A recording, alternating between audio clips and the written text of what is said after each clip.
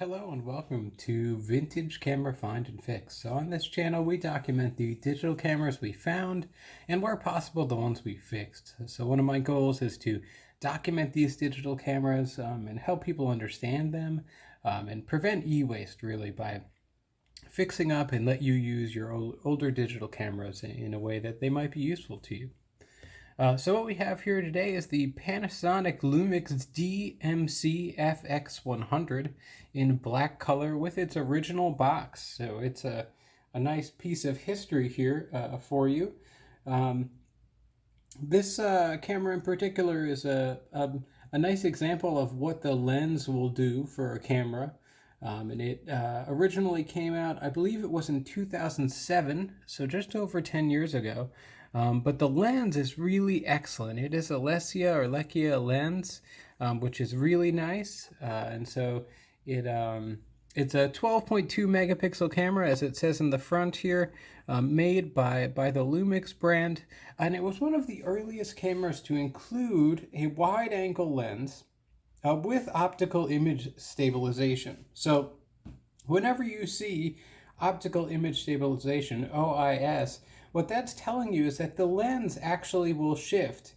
The optics in the lens will shift to better account for things like handshake or shaking as we take those pictures. So this has that, which is a very nice thing for the time.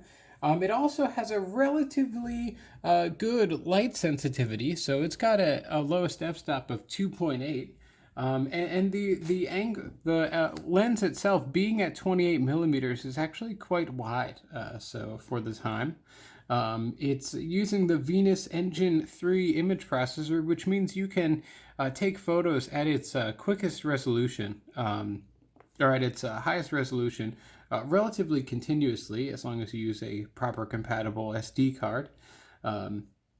And the macro can get as close as 5 centimeters. So originally it cost about $269.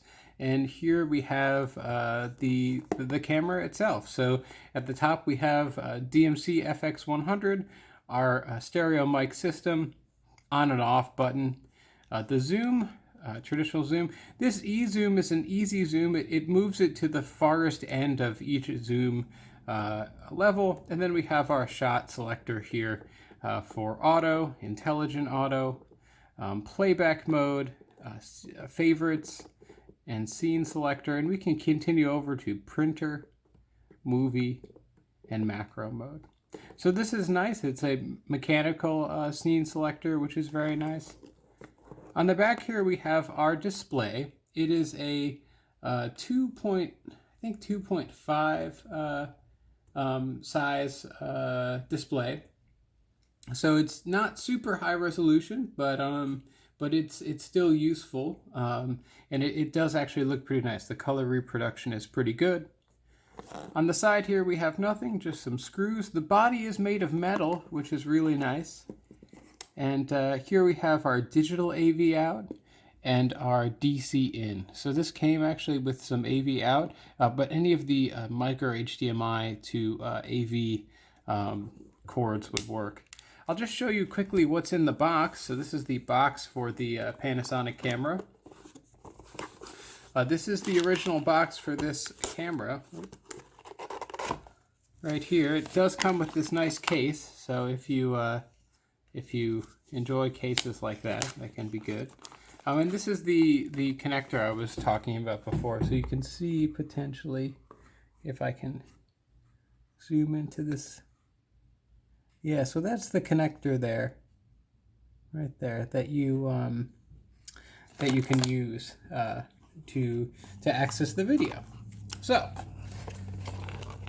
and on the back of the box, it gives us some other details about the camera and what's included, and things like that.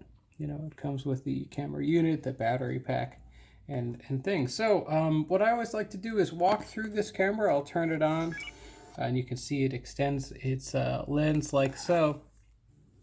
And by default, it actually has a lot of information on its screen. So let me make sure this is looking good for you. There we go. I think that's a little better in focus.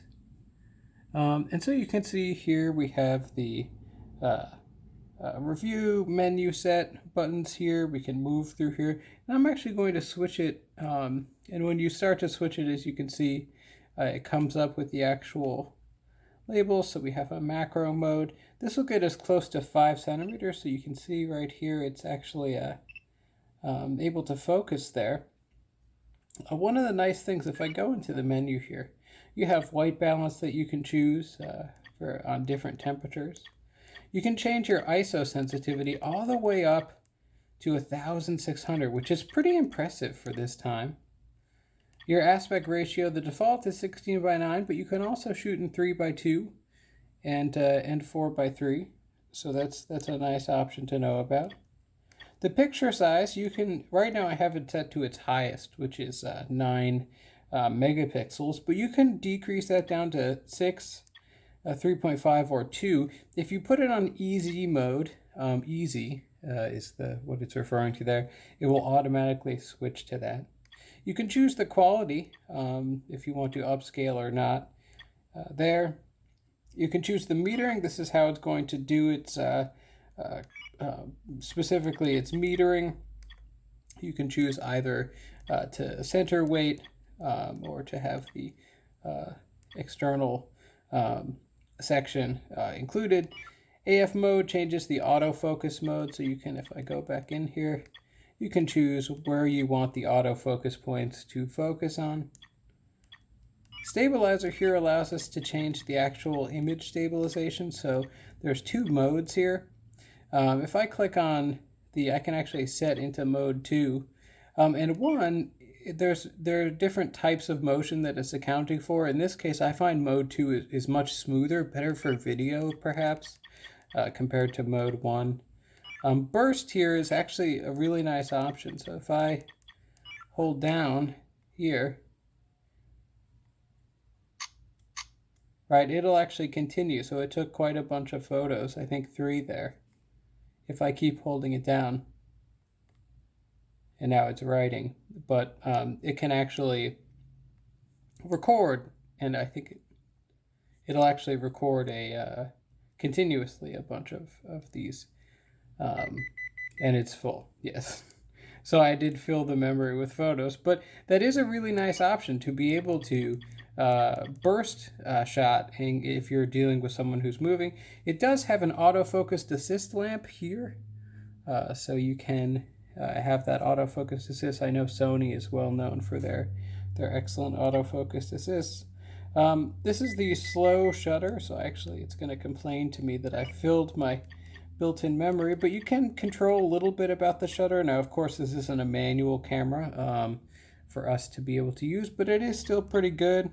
We do have digital zoom options, color effects, picture adjustments, and of course clock set. Here we can change the brightness in the monitor, add or remove guidelines.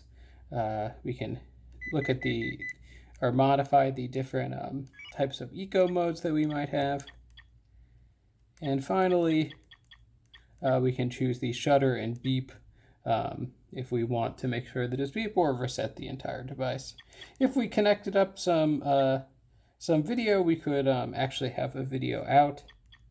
And finally, the dial display. If I wanted to turn this off, what would happen is when I move this, it'll just switch the mode. So it won't tell me what it's doing. And this lets it be a little bit faster. I actually normally have it in this mode.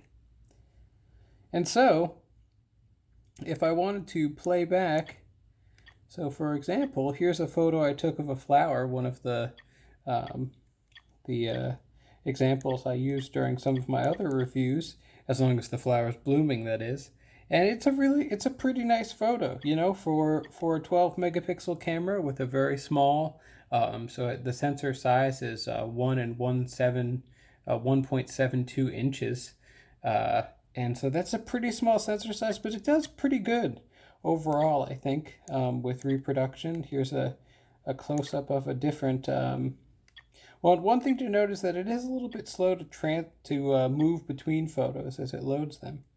The other thing to note is the autofocus, and I wanted to show you this in this one, the autofocus on this isn't particularly good.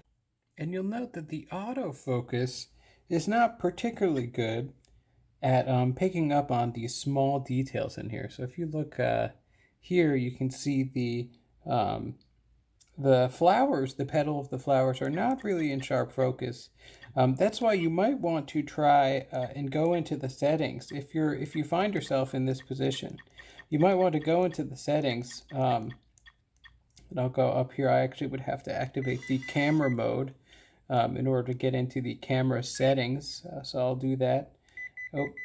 I'll go out of simple mode and into the regular. And then here I could go in and change, actually, in my case, the autofocus mode. And I can choose it to focus on a specific area, a small box right in the center. And for flowers, I found that this produces a much nicer image for you to use.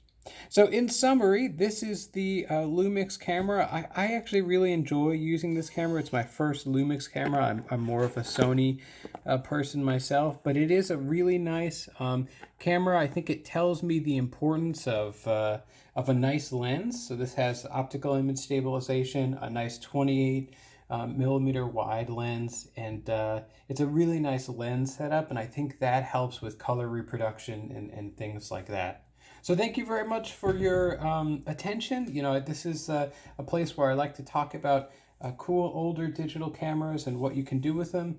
And feel free to comment if you have any thoughts on what else I could review or add on the channel. Thanks a lot. Bye.